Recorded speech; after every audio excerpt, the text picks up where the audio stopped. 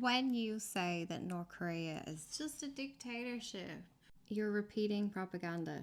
This is the script about these states that ignores foreign interference.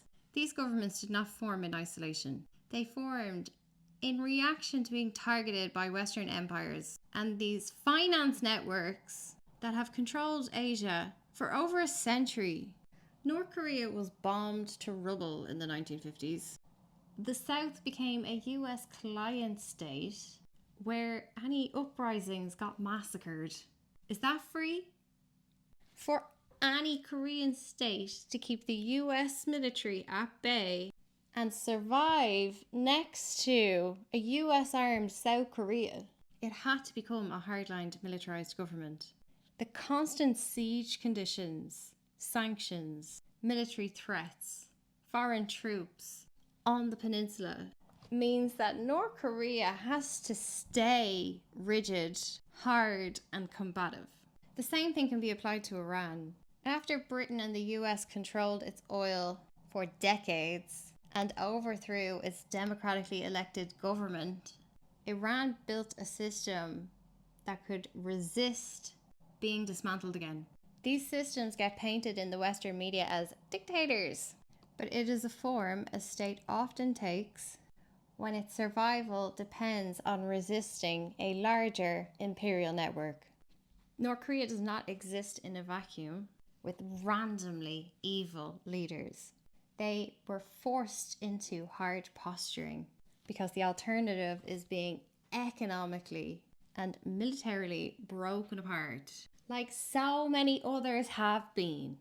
This doesn't excuse every decision, but it explains how they got there.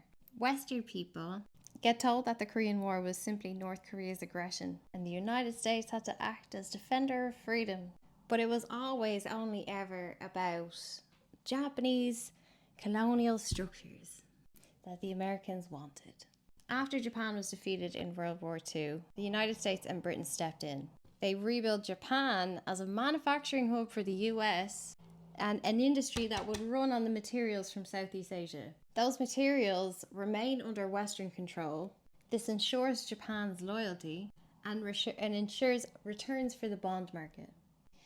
This 1950 North Korean invasion, let's think about that for a second. Can Korea invade Korea? From their perspective, it was reunification. A lot of people in South Korea wanted it. Uprisings in South Korea were being heavily suppressed and people were being murdered by this US occupation. And in America, this is an important financial watershed moment during the Cold War that's never discussed.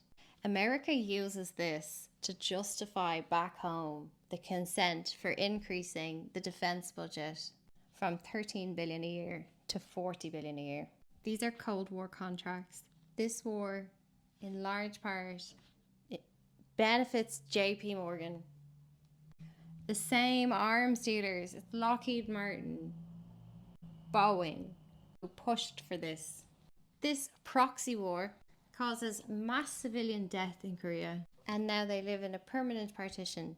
The winners are the Anglo-American networks, the bond markets, Wall Street, City of London fucking bankers who secure financial control of Asian trade and get to rebuild their allies in their image, the way they like them.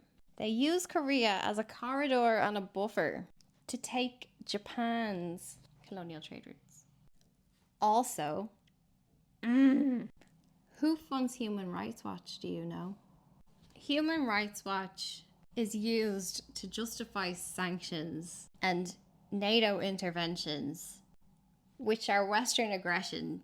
Governments love to cite Human Rights Watch as independent, but they get most of their money from Western foundations and donations. Many of their senior staff have backgrounds in the US government and NATO. Human Rights Watch reports on North Korea defector accounts that are often unverifiable. That's their only primary evidence, and they never provide or consider any of this war in imperial colonial context. The reports you're reading are never going to connect North Korea's militarization with its repression and the siege conditions that it has had to live under for over a century. This framing feeds a narrative that is designed to delegitimize any resistance to US foreign intervention. I hope you got a pretty shilling for your shilling. The largest donors are Western billionaires. Soros Open Society Foundation, Ford Foundation.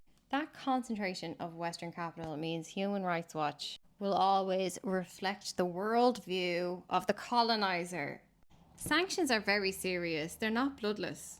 They create food shortages. They block medical supplies. And all it does is hurt civilians, not governments. Military interventions being justified as humanitarian that have repeatedly left countries in chaos, like Libya and Syria, while benefiting energy extraction and reconstruction bond investment, makes Human Rights Watch role in this society nothing more than a supplier of moral coverage for such heinous crimes and actions. Human Rights Watch does nothing, only create more destabilization and human suffering. It was Human Rights Watch that in 2011 called for urgent action to protect civilians during the Libyan civil conflict. NATO invaded this country, justified by these reports. Civilian deaths escalated way beyond what was initially happening. Gaddafi is killed. Libya collapses into militia rule. We see mass human trafficking that wasn't there before. Slave markets reopen. You've got open warfare in the streets. But you know who benefited? Western oil companies gain access to previously restricted fields that Gaddafi wouldn't let them have. Arms companies profited from the bombing campaigns. Human Rights Watch sent us into Iraq. Us, you. I'm not American. It was Human Rights Watch that said Saddam Hussein was torturing people. Guess what happens? 1 million Iraqis are killed and there's no WMDs found. However, yet again, US and British oil companies get access to fields that had been previously restricted. You think you're so smart, telling me what's what, quoting Human Rights Watch in my comments. Oh, that's so embarrassing for you. Maybe do your research first.